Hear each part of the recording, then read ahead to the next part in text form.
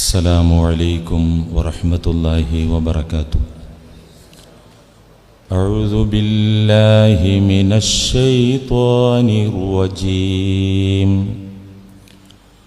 بسم الله الرحمن الرحيم.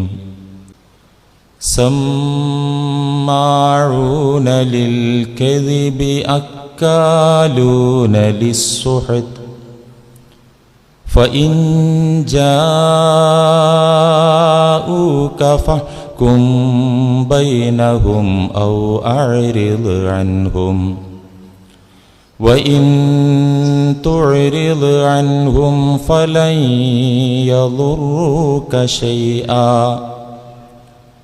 وإن حكمت فاحكم بينهم بالقسط إن الله يحب المقسطين. صدق الله مولانا العظيم. الراشي والمرتشي في النار صدق رسول الله. الحمد لله حمدا دائما أبدا والحمد لله ثم الحمد لله. الحمد لله رب العالمين على ما كان يلهمني. الحمد لله.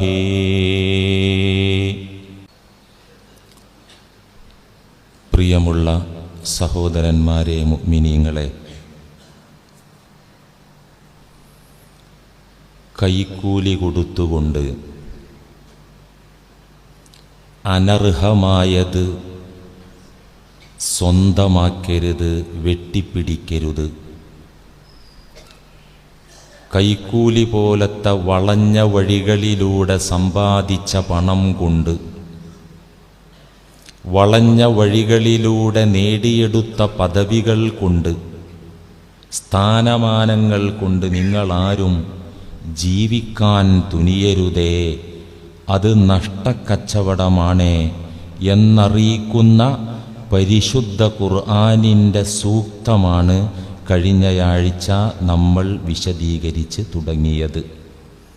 അഥവാ കൈക്കൂലി എന്ന അപരാധം ഇസ്ലാം അതിനെ എങ്ങനെ കാണുന്നു, ഇസ്ലാം കൈക്കൂലി എന്ന കുറ്റത്തെക്കുറിച്ച് എന്തൊക്കെ പറയുന്നു എന്ന പഠനത്തിനാണ് കഴിഞ്ഞയാഴ്ച നമ്മൾ തുടക്കം കുറിച്ചത്.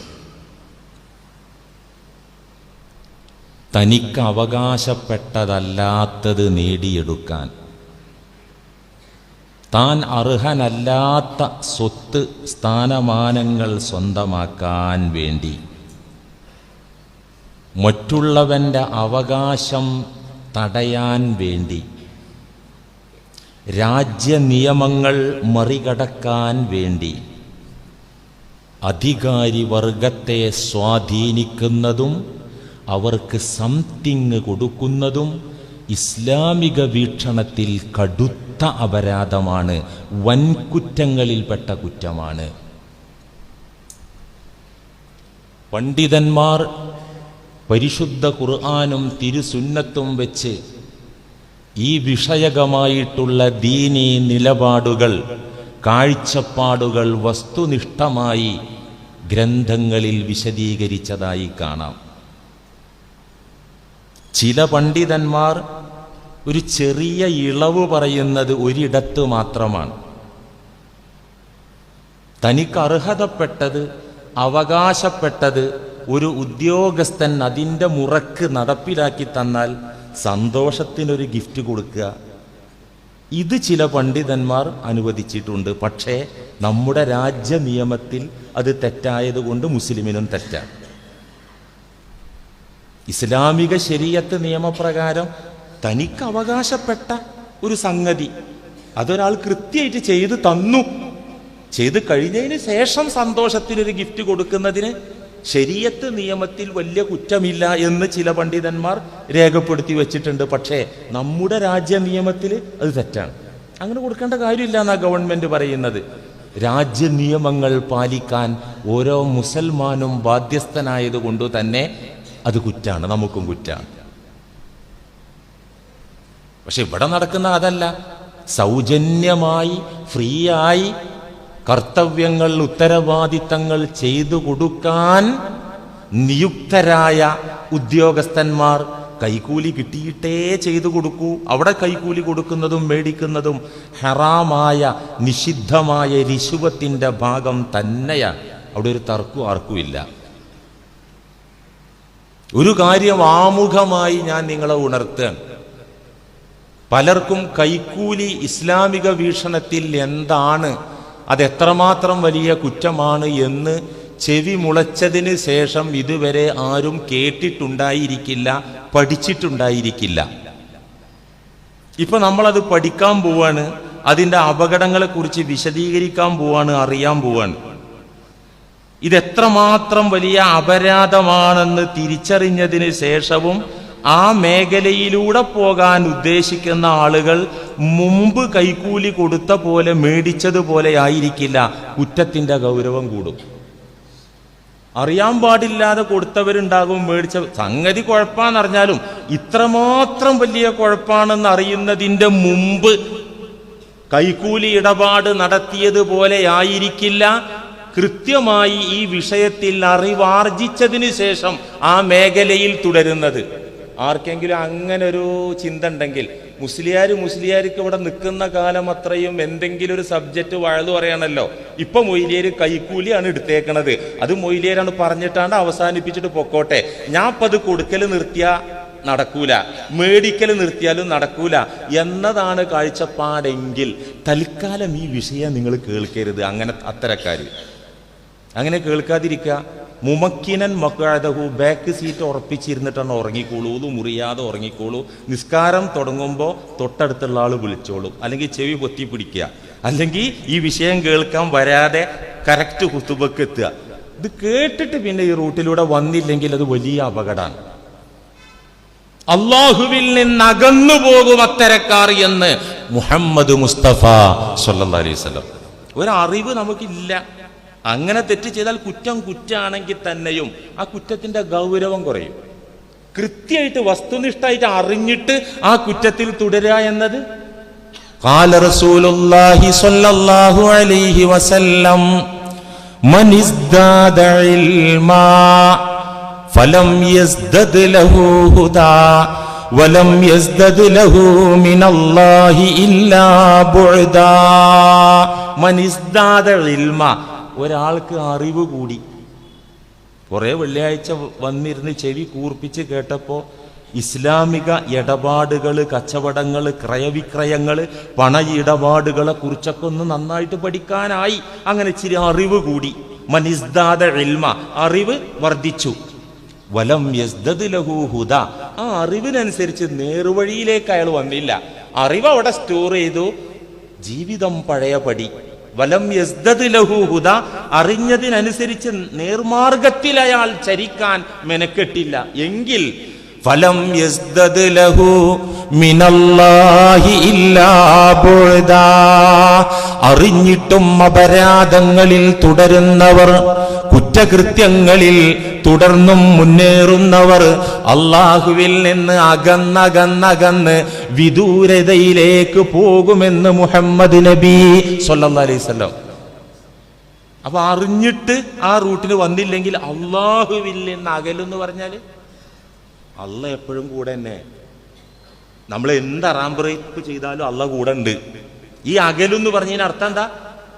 അള്ളാഹുവിന്റെ കാരുണ്യവും കൃപാ കടാക്ഷവും അവന്റെ ഭാഗത്ത് നിന്നുള്ള ബറക്കത്തൊക്കെ അകന്നു പോകും. അവന്റെ ഭാഗത്ത് നിന്നുള്ള സഹായങ്ങളെല്ലാം അകന്ന് ദൂരേക്ക് പോകുമെന്നാണ് ഈ ഹദീസിന്റെ വ്യാഖ്യാനം. പ്രിയമുള്ളവരെ, അതുകൊണ്ട് എന്നാ പിന്നെ ഞാൻ കേൾക്കണ്ടെന്ന് വെക്കണ്ട, കേട്ടോ, കേട്ടിട്ട് നേരായ വഴിക്ക് ജീവിക്കുക. എന്നാലാണ് ഇഹത്തിലും പരത്തിലും നമുക്ക് രക്ഷ ഉണ്ടാവുള്ളൂ. അള്ളാഹു തൗഫീഖ് നൽകട്ടെ. എല്ലാ കാലത്തും പഴയ കാലം മുതൽക്കേ സർവകാലങ്ങളിലും ഈ കൈക്കൂലി ഇടപാട് സാർവത്രികമായ രംഗമാണ്. ജഡ്ജ്മെന്റ്, കോടതികൾ, പോലീസ് സ്റ്റേഷനുകൾ, നിയമപാലകർ എന്നിവിടങ്ങളിലാണ് കൈക്കൂലി വ്യാപകമായി പണ്ട് മുതലേ അങ്ങനെയാണ്. അനർഹമായ വിധി സമ്പാദിക്കാനായി ന്യായാധിപന്മാർക്ക് കൈക്കൂലി കൊടുക്കുക, നിയമപാലകർക്ക് കൈക്കൂലി കൊടുത്ത് നിയമങ്ങളെ ദുരുപയോഗപ്പെടുത്തുക, നിയമങ്ങളിൽ പഴുതുണ്ടാക്കുക, നിയമങ്ങളെ വളച്ചൊടിക്കുക. അങ്ങനെ സമ്പാദിച്ചുണ്ടാക്കുന്നവർ നരകമാണ് സമ്പാദിക്കുന്നത് എന്ന് വിശുദ്ധ ദീൻ. ഇപ്പൊ കോടതികളിൽ നടക്കുന്നത്, റോങ്ങായിട്ട് നടക്കുന്നത് രണ്ട് രീതിയിലുള്ള റോങ്ങാണ്. ഒന്ന്, കൈക്കൂലി കൊടുത്ത് ജഡ്ജിമാരെ സ്വാധീനിക്കുക. ഒന്ന്. രണ്ട്, കള്ളന്യായങ്ങൾ നിരത്തിക്കൊണ്ട്, കള്ളത്തരങ്ങൾ വിളിച്ചു പറഞ്ഞുകൊണ്ട് തനിക്ക് വിധി അനുകൂലമാക്കുക. അത് അലൗഡാണ്. പന്ന് സമർത്ഥന്മാരായ വക്കീലന്മാരെ വെക്കാം. പാറ ചേറാക്കാൻ കഴിയുന്ന, ഡയലോഗ് അടിക്കാൻ പറ്റുന്ന വക്കീലന്മാരെ ആളൂരാനോ കോളൂരാനോ അങ്ങനെയൊക്കെ പല പേരിലുണ്ടല്ലോ. ഇത് അലൗഡാണ്. എന്ത് ന്യായം പറഞ്ഞിട്ടും കോടതിയിൽ എന്താകാം, വാദിക്കുകയും രക്ഷപ്പെടുകയും. ഇത് നമ്മളെ രാജ്യ നിയമത്തിൽ അലൗഡാ. ഇസ്ലാമിൽ അത് പറ്റൂല.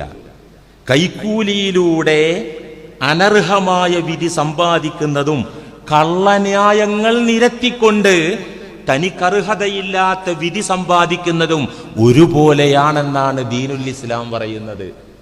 കള്ളന്യായങ്ങൾ നിരത്തുന്നതിനെ കുറിച്ച് റസൂലുള്ളാഹി സ്വല്ലല്ലാഹി അലൈഹി വസല്ലം പറഞ്ഞ എന്താ? സ്വഹീഹുൽ ബുഖാരി, സ്വഹീഹ് മുസ്ലിം റിപ്പോർട്ട് ചെയ്ത പ്രസിദ്ധമായ ഹദീസിൽ കാണാം. റസൂലുള്ളാഹി സ്വല്ലല്ലാഹി അലൈഹി വസല്ലം പറയുന്നുണ്ട്, ഇന്നക്കും തഖ്തസിമൂന ഇലയ്യ, അല്ലയോ മാനവ മക്കളെ, അല്ലയോ സഹോദരീ സഹോദരന്മാരെ, തീർച്ചയായിട്ടും നിങ്ങൾ തഖ്തസിമൂന ഇലയ്യ, എന്റെ ചാരത്തേക്ക്, എന്റെ മുന്നിലേക്ക് വിവിധ പ്രശ്നങ്ങൾ ഉന്നയിച്ചു കൊണ്ടുവരും, വിവിധ കേസുകൾ പറഞ്ഞുകൊണ്ടുവരും.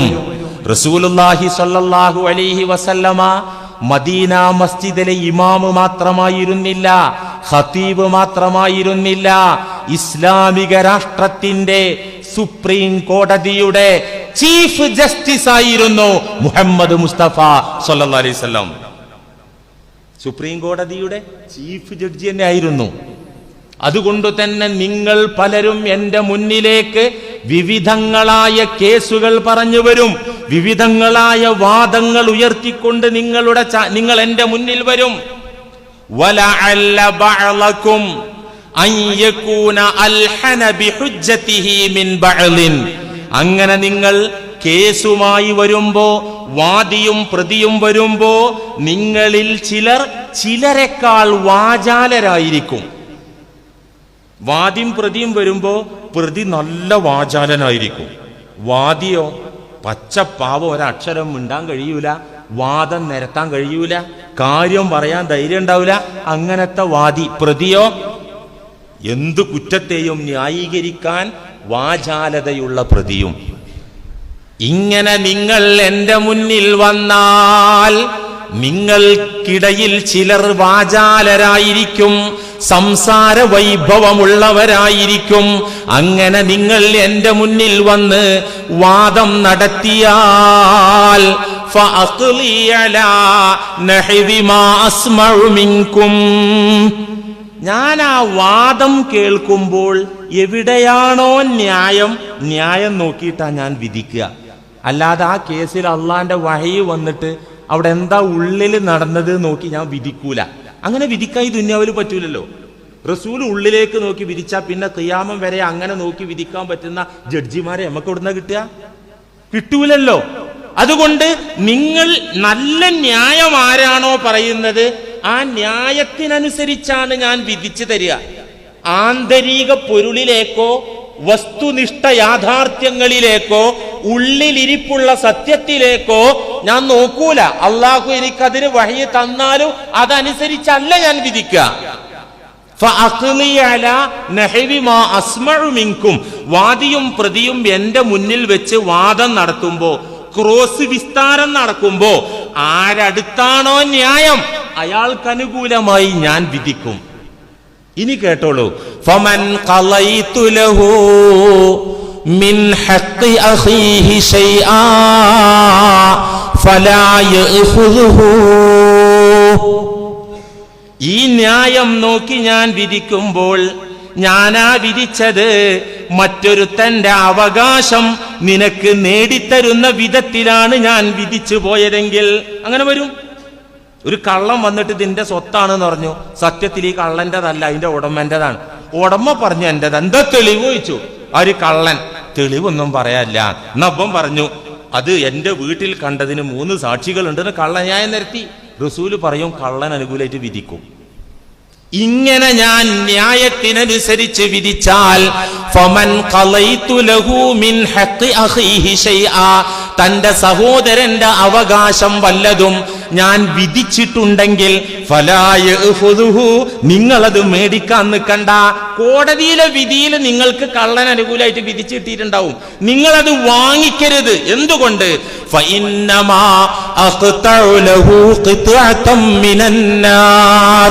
വിധിക്കുന്നത് അള്ളാന്റെ റസൂലായ ഞാനാണെങ്കിലും നബിയായ ഞാനാണെങ്കിലും ആ വിധിയിലൂടെ ഞാൻ മുറിച്ചു കൊടുക്കുന്നത് നരകത്തിന്റെ ഒരു പീസാണ്, നരകത്തിന്റെ ഒരു സെക്ഷനാകുന്നു. അതുകൊണ്ട് നിങ്ങൾ ആ ന്യായം നിരത്തിക്കൊണ്ടത് മേടിച്ചെടുക്കാൻ നോക്കരുത്. മറ്റുള്ളവന്റെ ഭൂമി, മറ്റുള്ളവന്റെ സമ്പത്ത് സിവിൽ കേസ് കൊടുത്തിട്ട് കള്ളന്യായവും പറഞ്ഞിട്ട് വിധിച്ചിട്ട് നിനക്ക് അനുകൂലമായി കിട്ടിയേക്കാം. പക്ഷേ ഞാൻ ആ വെട്ടിപ്പിടിക്കുന്നത് നരകത്തിന്റെ ഒരു പാർട്ടാണെന്ന് മുഹമ്മദുർ റസൂലുള്ളാഹി. കള്ളന്യായത്തിലൂടെ, കൈക്കൂലിയിലൂടെ അനർഹമായ വിധി സമ്പാദിച്ച് അനർഹമായത് നേടിയെടുക്കുന്നവർ നരകത്തിന്റെ ഒരു സെക്ഷനാണ് വെട്ടിപ്പിടിച്ച് മേടിക്കുന്നത് എന്ന് ദീനുൽ ഇസ്ലാം. അതുകൊണ്ട് കൈക്കൂലി കൊടുക്കുക, അതിനെക്കുറിച്ചാണ് കഴിഞ്ഞയാഴ്ച മുഴുവനും ഇന്ന് ഈ സമയം വരെയും നമ്മൾ പറഞ്ഞത്. കൈക്കൂലി കൊടുക്കുന്നതിന്റെ അപകടത്തെക്കുറിച്ചാണ്. ഇനി അത് മേടിക്കുന്നതിന്റെ അപകടം അതും പറഞ്ഞിട്ടുണ്ട് പരിശുദ്ധ ഖുർആൻ. കൊടുക്കല് മാത്രല്ല, അത് ഉദ്യോഗസ്ഥന്മാർ, അധികാരികൾ വാങ്ങിക്കുന്നതിനെ കുറിച്ചും പരിശുദ്ധ ഖുർആൻ പറയുന്നുണ്ട്. സൂറത്തു മാഇദയുടെ 42-ാമത്തെ ആയത്തിൽ ജൂത അധികാരികൾ കൈക്കൂലി മേടിച്ചപ്പോൾ അവരെ ആക്ഷേപിച്ചുകൊണ്ട് താക്കീത് നൽകിക്കൊണ്ട് അവതരിപ്പിക്കപ്പെട്ട ആയത്താണ് മാഇദയുടെ 42-ാമത്തെ ആയത്ത്. ജൂത അധികാരികൾ കൈക്കൂലിയുടെ വക്താക്കളായിരുന്നു, മേടിക്കുന്ന ആളുകളായിരുന്നു. സമ്മാഊന ലിൽ കദിബി അക്കാലൂന ലിസ്സുഹ്ത്. അവർ അധികമായി കളവുകൾ കേട്ട് വിശ്വസിക്കുന്നവരാണ് ആ ജൂത അധികാരികൾ. കളവ് കേൾക്കല്ലാതെ അംഗീകരിക്കുകയും ചെയ്യും. അക്കാലൂന ലിസ്സുഹ്ത്, കൈക്കൂലി മേടിച്ച് വെട്ടിവിഴുങ്ങുന്നവരാണവർ. അക്കാലൂന ലിസ്സുഹ്തി, കൂടുതലായി കൈക്കൂലി വാങ്ങിച്ച് അധികമായി അത് ഭക്ഷിക്കുന്നവരാണവർ. സുഹത്ത് എന്ന വാക്കിന്റെ അർത്ഥം കൈക്കൂലി എന്നല്ല, ഇനി റിശ്വത്ത് എന്ന് പറയാ. സുഹത്ത് എന്ന് പറഞ്ഞാൽ അനർഹമായത് വെട്ടിവിഴുങ്ങുന്നവർ. അക്കാലൂൻ അനർഹമായത്. ഇവിടത്തെ സുഹത്തിന്റെ അർത്ഥം കൈക്കൂലിയാണെന്ന് പ്രസിദ്ധ സ്വഹാബി വര്യൻ ഇബ്നു മസ്ഊദ് റളിയല്ലാഹു അൻഹു അടക്കമുള്ള സ്വഹാബാക്കൾ ഈ ആയത്ത് വിശദീകരിച്ചു പറയുന്നു. അസ്സുഹ്തു ഹുവരിശ്വതു, കൈക്കൂലിയെ കുറിച്ചാണ് അല്ലാഹു പറഞ്ഞത്. ഉമർ ഇബ്നുൽ ഖത്താബ് റളിയല്ലാഹു അൻഹു പറഞ്ഞു, സുഹത്തിന്റെ ഭാഗമാണ് കൈക്കൂലി, അധികാരികൾ കൈക്കൂലി വാങ്ങല്. ഈ ആയത്തിറങ്ങിയപ്പോ ചില സ്വഹാബാക്കൾ മുത്തു റസൂലിനോട് ചോദിച്ചു, വമസ്സുഹ്തു യാ റസൂലല്ലാഹ്, ഈ ആയത്തിൽ സുഹൃത്ത് തിന്നുന്നവർ എന്ന് പറഞ്ഞല്ലോ, എന്താണ് സുഹൃത്ത്? ഫഖാല, തിരുനബി പറഞ്ഞു, അരിശ്വത്തു ഫിൽ ഹുക്മി, ജഡ്ജിമാർക്ക് കൈക്കൂലി കൊടുക്കുന്നതിനെ കുറിച്ച്, അവരത് മേടിച്ച് തിന്നുന്നതിനെ കുറിച്ച്, കൈക്കൂലി മേടിച്ച് വിധി മാറ്റുന്നതിനെ കുറിച്ച് ആണ് ഈ ആയത്തിൽ പറഞ്ഞിട്ടുള്ളത്. മഹാനായ ഇമാമുൽ അഅ്ലം അബൂ ഹനീഫ റഹിമഹുല്ലയുടെ ഒരു പ്രസ്താവന കാണാം. എന്താണത്? ഇദർതശൽ ഹാക്കിമു, ഒരു ന്യായാധിപൻ കൈക്കൂലി വാങ്ങിയാൽ, ഒരു ജഡ്ജി കൈക്കൂലി വാങ്ങിയാൽ, ഇൻഅസല ഫിൽ വഖ്തി, ആ സമയത്ത് തന്നെ അയാൾ ഡിസ്മിസായി. ഇസ്ലാമിന്റെ നിയമം ആരും സസ്പെൻഡ് ചെയ്യണ്ട, ഡിസ്മിസ് ചെയ്യണ്ട, പിരിച്ചുവിടണ്ട. ഒരു ജഡ്ജി, ഇസ്ലാമിക രാഷ്ട്രത്തിലെ ഒരു ജഡ്ജി ഇദർതശ കൈക്കൂലി സ്വീകരിച്ചാൽ, ഇൻഅസല ഫിൽ വഖ്ത്, അയാൾ ആ സമയം തന്നെ എന്തായി? ഔട്ടായി, ഡിസ്മിസായി. ആരും പുറത്താക്കണ്ട. വബതല കുല്ലു ഹുക്മിൻ ഹകമ ബിഹി ബഅദ ദാലിക, ഇത് മേടിച്ചതിനു ശേഷം പിന്നെ പറഞ്ഞ ജഡ്ജ്മെന്റുകളൊക്കെ ബാത്തിലാണ്, എല്ലാം ദുർബലപ്പെട്ടു എന്ന് അബൂ ഹനീഫ ഇമാമിന്റെ പ്രസ്താവന. ഇതൊക്കെ ഈ ആയത്ത് വിശദീകരിച്ച് ഇമാം ഖുർത്തുബി അവിടുത്തെ തഫ്സീറിൽ രേഖപ്പെടുത്തിയതായിട്ട് കാണാം. അള്ളാഹു ആക്ഷേപിക്കുന്നു കൈക്കൂലി വാങ്ങുന്ന അധികാരികളെ. സമ്മാഊന ലിൽ കദിബി അക്കാലൂന ലിസ്സുഹ്ത്, കൈക്കൂലി വാങ്ങി വെട്ടി വിഴുങ്ങുന്ന വർഗം. ഫഇൻ ജാഊക ഫഹ്കും ബൈനഹും ഔ അഅ്രിദ് അൻഹും. നബിയെ, ഈ കൈക്കൂലിക്കാരായ കള്ളന്മാരായ ജൂതന്മാർ തങ്ങളെ സമീപിച്ചുകൊണ്ട് എന്തെങ്കിലും പ്രശ്നങ്ങൾ പറഞ്ഞാൽ, കേസുകൾ പറഞ്ഞാൽ, ഫഹ്കും ബൈനഹും ഔ അഅ്രിദ് അൻഹും, തങ്ങൾക്ക് ഇഷ്ടമുണ്ടെങ്കിൽ വിധി പറഞ്ഞു കൊടുത്തോളൂ, തങ്ങൾക്ക് ഇഷ്ടമില്ലെങ്കിൽ അവരെ അവഗണിച്ചു വിട്ടേക്കൂ. ജൂതന്മാർ തങ്ങളുടെ മുന്നിൽ വന്ന് ഒരു കേസ് പറഞ്ഞാൽ തങ്ങൾക്ക് ഇഷ്ടമുണ്ടെങ്കിൽ മാത്രം വിധി പറഞ്ഞാൽ മതി. ഔ അഅ്രിദ് അൻഹും, അല്ലെങ്കിൽ പോകാൻ പറയാം, പൊക്കോ, നിങ്ങളെ കേസിലോ നിങ്ങൾക്ക് ഇടപെടേണ്ട ആവശ്യമില്ലാതെ പിരിച്ചു വിട്ടേക്ക്. വഇൻ തുഅ്രിദ് അൻഹും ഫലൻ യളുറുക ശൈആ, അങ്ങ് അവരെ അവഗണിച്ചു വിട്ടാൽ അവർക്കൊരു ഉപദ്രവവും ഏൽപ്പിക്കാൻ സാധിക്കില്ല നബിയെ. അങ്ങ് അവരോട് പൊക്കോളാൻ പറഞ്ഞാലും അങ്ങേ ശല്യം ചെയ്യാനൊന്നും അവർക്ക് പറ്റൂല. വഇൻ ഹകംത ഫഹ്കും ബൈനഹും ബിൽ ഖിസ്ത്, അല്ല തങ്ങൾ ജൂതന്മാരുടെ കാര്യത്തിൽ വിധി പറയാൻ തുനിയുകയാണെങ്കിൽ, അതിന് തയ്യാറാവുകയാണെങ്കിൽ, ഫഹ്കും ബൈനഹും ബിൽ ഖിസ്തി, നീതിയോടുകൂടെ വിധിക്കുക. ജൂതനാണല്ലോ അവിടെ നീതി നോക്കണ്ട, അച്ചായനാണല്ലോ അവിടെ നീതി നോക്കണ്ട, ഹിന്ദു ആണല്ലോ അവിടെ നീതി നോക്കണ്ട, അത് റസൂലേ പറ്റൂല.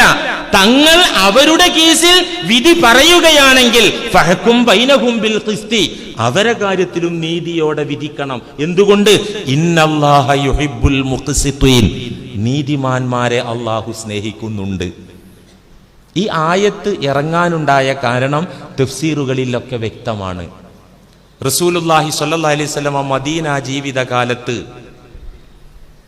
ജൂതഗോത്രത്തിൽപ്പെട്ട കുലീനരായ ഒരു ആണും പെണ്ണും അവിഹിത ബന്ധത്തിൽ ഏർപ്പെട്ടു. അപ്പൊ ജൂതന്മാരുടെ നിയമത്തിലും വിവാഹിതർ അവിഹിത ബന്ധത്തിൽ ഏർപ്പെട്ടാൽ എന്താ ശിക്ഷ? എറിഞ്ഞു കൊല്ലലാണ്. അത് ജൂതന്മാരുടെ തൗറാത്തിലും അങ്ങനെയുള്ളത്. പക്ഷേ ജൂതന്മാർ ഈ നിയമം കാറ്റിൽ പറത്തിക്കൊണ്ട് അവരുടെ കൂട്ടത്തിലെ കുലീനരും സമ്പന്നരും ഉന്നതരും ഈ കുറ്റം ചെയ്താൽ അവരെ കൈക്കൂലി മേടിച്ചിട്ട് അധികാരികൾ വെറുതെ വിടും. പാവങ്ങൾ ഈ കുറ്റം ചെയ്താൽ പിടിച്ച് എറിഞ്ഞു കൊല്ലുകയും ചെയ്യും. അങ്ങനത്തെ ഒരു രീതി ജൂതന്മാർ സൃഷ്ടിച്ചു. ഇങ്ങനെ കുറെ കാലം പോയപ്പോ ജൂതമതത്തിലെ പാവങ്ങൾ പ്രതിഷേധവുമായി മുന്നോട്ട് വന്നു. ഇതെന്തത്? പ്രത്യേകക്കാർക്കൊരു നിയമം, പാവങ്ങൾക്ക് വേറെ നിയമം, ഇത് ദൈവിക നിയമമല്ല, ഇത് പൗരോഹിത്യ സൃഷ്ടിയാണ് എന്നും പറഞ്ഞ് സാധാരണക്കാരായ ജൂതന്മാർ പ്രതിഷേധിച്ചു. അങ്ങനെയായപ്പോ ജൂതന്മാർ പുതിയൊരു കീഴ്വഴക്കുണ്ടാക്കി. എന്താണത്? തൗറാത്തിലുള്ള നിയമത്തിനപ്പുറം അവരൊരു നിയമം സൃഷ്ടിച്ചെടുത്തു. അതെങ്ങനെ? വ്യഭിചരിച്ചവർ പിടിക്കപ്പെട്ടാൽ അവരെ എറിഞ്ഞൊല്ലൊന്നും വേണ്ട, ചെമ്മട്ടി പ്രഹരം, ചാട്ടവാറുകൊണ്ട് അടിക്കുക, മുഖത്ത് കരിവാരി തേച്ചിട്ട് കഴുതപ്പുറത്ത് തിരിച്ചിരുത്തുക, മുന്നിലേക്കല്ല കഴുതയുടെ ബാക്ക് സൈഡിലേക്ക് മുഖം തിരിച്ചിട്ട് ഇങ്ങനെ ഇരുത്തുക, എന്നിട്ട് നാട്ടിലൂടെ സവാരി ചെയ്യിക്കുക. ഇങ്ങനൊരു ശിക്ഷ ജൂത പുരോഹിതന്മാർ സൃഷ്ടിച്ചെടുത്തു. ഇങ്ങനെയുള്ള ശിക്ഷയായിരുന്നു മദീനയിൽ ജൂതന്മാർ നടപ്പിലാക്കിയിരുന്നത്. അവർക്കറിയാം ഇത് വേദ നിയമത്തിനെതിരാണ്. ഈ പശ്ചാത്തലത്തിലാണ് കുലീനരായ ഒരാണും പെണ്ണും ഈ കുറ്റം ചെയ്യുകയും അത് ഫ്ലാഷ് ആവുകയും ഇതിലൊരു മതവിധി ചോദിച്ച് മുഹമ്മദുർ റസൂലുള്ളാഹി സ്വല്ലല്ലാഹു അലൈഹി വസല്ലമ തങ്ങളുടെ മുന്നിലേക്ക് ജൂതന്മാർ വിധി ചോദിച്ചു വന്നു. എന്തിനാ അവർ ചോദിച്ചു വന്നത്? തൗറാത്തിൽ പറഞ്ഞ ആ ക്രൂരമായ ശിക്ഷ, അതിൽ നിന്നൊരു ഇളവ് കിട്ടും ഈ വന്ന നബിയിൽ നിന്ന്. ഒരു നബിയായിട്ട് അംഗീകരിച്ചിട്ടൊന്നുമില്ല, പക്ഷെ മദീനയുടെ അധികാരിയാണല്ലോ, ഒരു ഇളവ് കിട്ടും കരുതിയാ വന്നത്. റസൂലുള്ള അവരോട് ചോദിച്ചു, നിങ്ങളുടെ വേദപുസ്തകത്തിൽ തൗറാത്തിൽ എന്താ പറഞ്ഞത്? എൻ്റെ സഹോദരനായ മൂസ അലൈഹിസ്സലാമിന് ഇറക്കപ്പെട്ട തൗറാത്തിൽ ഈ കുറ്റത്തിന് എന്ത് ശിക്ഷ പറഞ്ഞത്? അപ്പൊ പുരോഹിതന്മാർ പറഞ്ഞു, അധികാരികൾ പറഞ്ഞു, അത് ചാട്ടവാറിനടിക്കുക, മുഖത്ത് കരിവാരി തേക്കുക, കഴുതപ്പുറത്തിരുത്തി സവാരി അതാണ്. സഹാബാക്കളെ കൂട്ടത്തില് വേദം പഠിച്ച സഹാബാക്കളുണ്ടായിരുന്നു. റസൂല് മദീനയിലേക്ക് ഹിജറ വന്നെത്തിയപ്പോൾ ആദ്യം ഇസ്ലാമിലേക്ക് കടന്നു വന്ന ഒരു സഹാബി വര്യനാണ് അബ്ദുല്ലാഹിബ്നു സലാം റളിയല്ലാഹു അൻഹു. നല്ല തൗറാത്ത് പണ്ഡിതനാ. തൗറാത്തിൽ അവഗാഹം ഉള്ളതുകൊണ്ട് തന്നെ ഇത് നബിയാന്ന് പെട്ടെന്ന് മനസ്സിലായി. അബ്ദുല്ലാഹിബ്നു സലാം റളിയല്ലാഹു അൻഹു പറഞ്ഞു, യാ റസൂലല്ലാഹ്, തൗറാത്തിന്റെ പേജുകളിൽ വരികളിൽ എവിടെയും ഇവരീ പറഞ്ഞ ശിക്ഷയില്ല റസൂലേ. റജ്മാണ്, എറിഞ്ഞു കൊല്ലലാണ് ശിക്ഷ നബിയെ. നബിന്റെ തൗറാത്ത് കൊണ്ടുവരട്ടെ എന്ന് പറഞ്ഞു. അന്ന് തൗറാത്തിന്റെ കോപ്പി കിട്ടുമല്ലോ. കൊണ്ടുവന്നു. ഒരു ജൂതൻ എന്ത് ചെയ്തു? ഈ ശിക്ഷാ പരാമർശമുള്ള പേജിന്റെ അവിടെ കയ്യെ വെച്ചിട്ട് മുമ്പും പിമ്പും വായിച്ചു. അബ്ദുല്ലാഹിബ്നു സലാം എന്ന സ്വഹാബി കയ്യെടുത്ത് നോക്കുമ്പോൾ അവിടെ ആ ശിക്ഷ പറയുന്നുണ്ട്. ഈ പശ്ചാത്തലത്തിലാണ് അള്ളാഹു അവരെ ആക്ഷേപിക്കുന്നത്. വ്യഭിചാര കുറ്റം ശിക്ഷിക്കപ്പെടുന്ന നേരത്ത് കുലീനരും പണക്കാരും മാന്യന്മാരും ഖേമന്മാരും പിടിക്കപ്പെട്ട കൈക്കൂലി മേടിച്ചിട്ട് ഒഴിവാക്കി വിടുന്ന ബുദ്ധിശൂന്യരായ വിഭാഗം തങ്ങളെ മുന്നിൽ വന്ന് വിധി ചോദിച്ചാൽ വേണമെങ്കിൽ പറഞ്ഞു കൊടുക്കുകയാണെങ്കിൽ ന്യായം പറയാവൂ. ഈ ആയത്തിറങ്ങാണ്ടായ കാരണം അതാണ്. പ്രിയമുള്ള സഹോദരന്മാരെ, ഈ ആയത്തില് മാഇദ സൂറത്തിന്റെ 42-ാമത്തെ ആയത്തിന്റെ ആദ്യത്തില് കൈക്കൂലി മേടിക്കുന്നവർക്ക് താക്കീത് നൽകുന്നു. കൈക്കൂലി മേടിക്കുക എന്ന് പറയുമ്പോൾ നിങ്ങൾ ആരും തെറ്റിദ്ധരിക്കണ്ട, അത് ചില പോലീസുകാരുടെ ഇടപാടാണ്, ചില എക്സൈസ് ഉദ്യോഗസ്ഥന്മാരുടെ ഇടപാടാണ്, ചില ഓഫീസേഴ്സിന്റെ ഇടപാടാണ് എന്ന് നിങ്ങൾ വിചാരിക്കണ്ട. എന്തെങ്കിലും ഒരു അധികാര സ്ഥാനത്തിരിക്കുന്നവൻ, എന്തെങ്കിലും ഒരു പദവിയുള്ളവൻ, ഒന്നും വേണ്ട, മൂവാറ്റുപുഴ സെൻട്രൽ മസ്ജിദിന്റെ ഖത്തീബാണ് ഞാൻ, എനിക്കും കൈക്കൂലി മേടിക്കാൻ പറ്റും. അത് ഞാൻ അടുത്ത ആഴ്ച പറയാം ഇൻഷാ അല്ലാഹ്. പണ്ഡിതന്മാരുടെ കൈക്കൂലി അത് വലിയൊരു വിഷയമാണ്. അതുണ്ടേ. ഒരു മതവിധി നിരായുധനായി കയ്യിൽ 10 പൈസയൊന്നുമില്ലാതെ ചെന്ന് ചോദിച്ചാൽ മതവിധി ഒരു കോലത്തിലാവും. നല്ല കനത്തിലുള്ള ഉരുപ്പടി ബിസ്മില്ലാ എന്നും പറഞ്ഞിട്ടാണ് കൊടുത്തിട്ട് ഫത്വ ചോദിച്ചാൽ വലിയ കുഴപ്പമില്ലാത്ത പരിക്കില്ലാത്ത വിധി കിട്ടും. അത് ചിലപ്പോൾ കെട്ടിയോളം 3 ചൊല്ലിയതായിരിക്കും. ദേഷ്യം പിടിച്ചിട്ട് പഹേച്ചി നിന്നെ 1, 2, 3 തലാക്ക് ഞാൻ ചൊല്ലിയിരിക്കുന്നു ദേഷ്യം പിടിച്ചിട്ട് പറഞ്ഞിട്ടുണ്ടാവും. അത് മൊയ്ലിയരാക്കാനെ പോയിട്ട് ഒരു 5000 ഉറുപ്പ്യ അങ്ങനെ ചുളിവിൽ കൊടുത്തിട്ട്, അതെ അസ്സലാമു അലൈക്കും എന്ന് പറഞ്ഞാൽ ആദ്യം കൊടുക്കണം, കൊടുത്തു കഴിഞ്ഞിട്ട് പിന്നെ ഇത് പറയാൻ പാടില്ല. ദേശപ്പുറത്ത് അങ്ങോട്ട് പറഞ്ഞതാണ്. എടാ നീ ഞാൻ എന്ന് പറഞ്ഞിട്ടുണ്ടോ? പറഞ്ഞപ്പോ ഞാൻ നിന്നെ 3 ഞാൻ പറഞ്ഞിട്ടില്ലല്ലോ, എന്നാ പോകൂല. ആ 5000ന്റെ മെച്ചാണത്. ഇങ്ങനെ ചില വളഞ്ഞ ഇതൊക്കെ ഉണ്ട്. കൈക്കൂലി മൊയ്ലിയർക്കും ഉണ്ട്, ഇന്നെ ഒഴിവാക്കണില്ല ഞാൻ. എല്ലാ മേഖലയിലും കൈക്കൂലിയുണ്ട്. പാവങ്ങളായ ചില നല്ല പോലീസുകാരെ കുറ്റം പറയാ അങ്ങനെയല്ല, ആ രംഗത്തുണ്ട്. എന്തെങ്കിലും ഒരു അധികാര പദവിയിലിരിക്കുന്ന ആളാണ്, വേണ്ട അധികാരം വേണ്ട, സ്ഥാനം വേണ്ട, അധികാര സ്ഥാനത്തിരിക്കുന്ന ആളുമായി ലിങ്കുള്ള ആളായാൽ മതി. ഒരു ബന്ധമുള്ള ആൾക്കും കൈക്കൂലിക്കാരനാകാൻ പറ്റും. ചില രാഷ്ട്രീയ പാർട്ടിക്കാർക്ക് ഇതാ പണി. തൻ്റെ പാർട്ടി അധികാരത്തിൽ ഏറിയാൽ പിന്നെ സ്പെഷ്യൽ കുപ്പായം തയ്ച്ചിട്ട് ഇയാൾ നടക്കല, തിരുവനന്തപുരത്തേക്ക് നടക്കല. ഞാൻ പറഞ്ഞത് സേവനം ചെയ്യുന്ന ആൾക്കാരെ കുറിച്ചല്ല. സേവനം ചെയ്യുന്ന നല്ല മനുഷ്യന്മാരുണ്ട്. ആ സേവനത്തിന് വേതനം പറ്റുന്നതിനും കുഴപ്പമില്ല. ഒരു കേസ് തീർപ്പാക്കാൻ, ഒരു പ്രശ്നം പരിഹരിക്കാൻ ട്രിവാൻഡ്രത്ത് പോകണം. ആർക്ക്? പാർട്ടിക്കാരന്. 2 തവണ തിരുവനന്തപുരത്ത് പോയി. കാറിന്റെ പെട്രോളിന് കാശ് വേണ്ടേ? കൊടുക്കണം.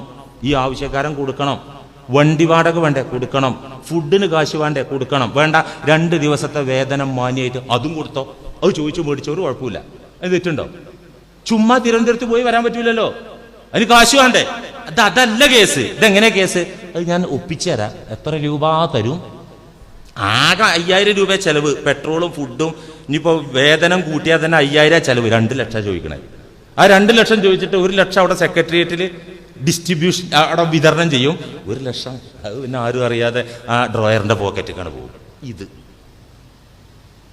മഹാനായ ഇമാം ഖുർത്തുബി റഹിമഹുല്ല മാഇദ സൂറത്തിന്റെ കൈക്കൂലി മേടിക്കുന്നവർക്ക് താക്കീത് നൽകുന്ന ഈ ആയത്ത് വിശദീകരിച്ച് പറയുന്നുണ്ട്. ഒരാൾ തന്റെ സ്ഥാനം ദുരുപയോഗം ചെയ്ത് കൈക്കൂലി മേടിച്ച് തിന്ന, തന്റെ സ്ഥാനം ദുരുപയോഗം ചെയ്തുകൊണ്ട് കൈക്കൂലി മേടിച്ച് തിന്ന.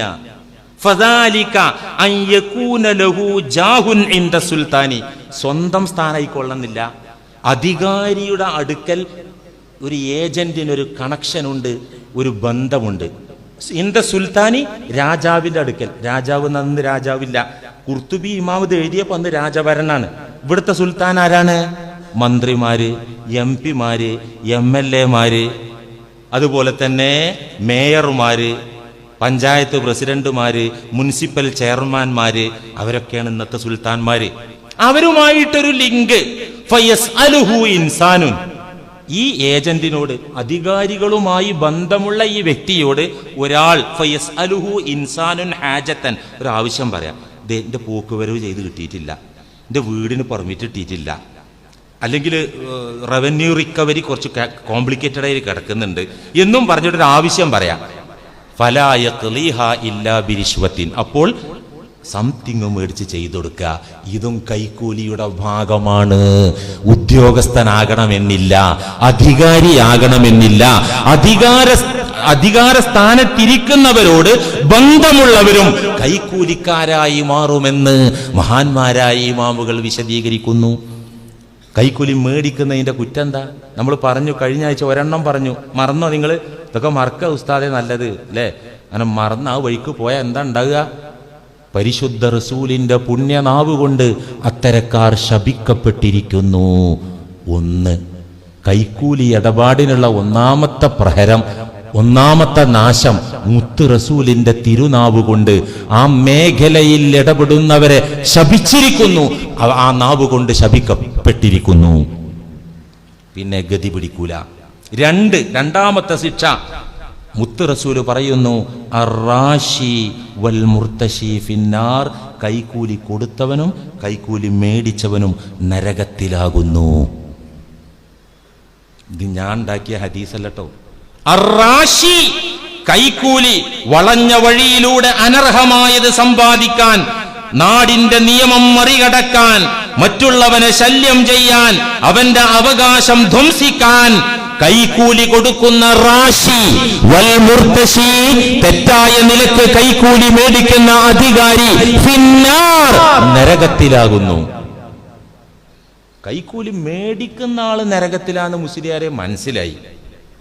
മേടിക്കുന്ന ആള് നരകത്തിലാന്ന് മനസ്സിലായി. കൊടുക്കുന്ന ആൾ എന്തിനാ നരകത്ത് പോകുന്നേ? കൊടുക്കുന്ന ആൾ എന്തിനാ നരകത്ത് പോകുന്നേ? ഏത് നിലക്ക് കൊടുത്താലും അയാൾ നരകാവകാശിയാണ്.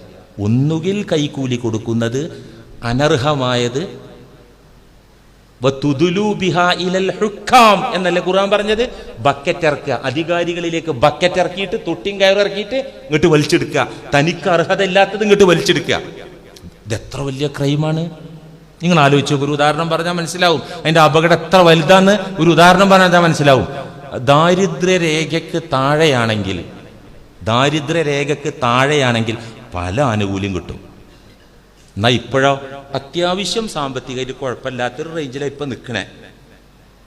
അപ്പൊ ദാരിദ്ര്യരേഖയുടെ താഴെയായാൽ റേഷൻ കാർഡിന്റെ നിറം മാറും, പിങ്ക് കളറാകും, മഞ്ഞ കളറാകും, വെള്ളി നീലമാകും, ഒന്നും കിട്ടൂല. അപ്പൊ ഇങ്ങനെ ഒരു കാർഡ് ഒപ്പിച്ച ഹോസ്പിറ്റലിൽ പോയാൽ സുഖമാണ്, ഗവൺമെന്റ് ഓഫീസിൽ പോയാൽ സുഖമാണ്, ഒരുപാട് ആനുകൂല്യങ്ങൾ കിട്ടും. എന്നാ പിന്നെ വില്ലേജ് ഓഫീസറെ ഒന്ന് കാണേണ്ട വിധത്തിൽ കാണുക, അല്ലെങ്കിൽ അതിന്റെ അധികാരി ആരാണോ അവരെ കാണേണ്ട വിധം ഒന്ന് അങ്ങോട്ട് കാണുക. അങ്ങനെ ചുളിവിൽ ഇത് എഴുതി കൊടുത്തു, കുറഞ്ഞ വരുമാനം അത് എഴുതി കൊടുത്തു. എന്നിട്ട് ഈ ആനുകൂല്യം പറ്റിയാൽ പാവപ്പെട്ടവന്റെ പിച്ചച്ചട്ടിയിൽ കൈയിട്ട് നക്കുന്ന പണിയല്ലേ അത്? അല്ലേ? പലരുണ്ട് ഇങ്ങനെ. ഗവൺമെന്റിന്റെ ഓർഡർ വരും, ഇത് ദാരിദ്ര്യരേഖയ്ക്ക് താഴെയുള്ള റേഷൻ കാർഡിന് അർഹര് മാത്രമേ അത് ഉപയോഗിക്കാവൂ എന്ന് പറഞ്ഞാൽ മെമ്പറെ ചുളിവിലൊന്നങ്ങോട്ട് കാണും, സപ്ലൈ ഓഫീസറെ വേറെ ചുളിവിൽ ഇങ്ങനെ കാണും. എന്നിട്ട് അത് നിലനിർത്തുക. മുസ്ലിമേ, കടുത്ത ഹറാമാണ്, ആ പണിക്ക് നിൽക്കരുത്.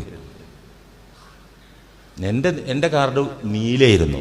അപ്പോൾ റേഷൻ ഷോപ്പരും പറഞ്ഞു, നീലക്ക് ഇപ്പോൾ നിങ്ങൾ അർഹനല്ലാതായിട്ടുണ്ട്, അതെന്ത്? ആ സ്വന്തം വീടും കാര്യമൊക്കെ ആയപ്പോൾ അപ്പം തന്നെ വെള്ളയാക്കി.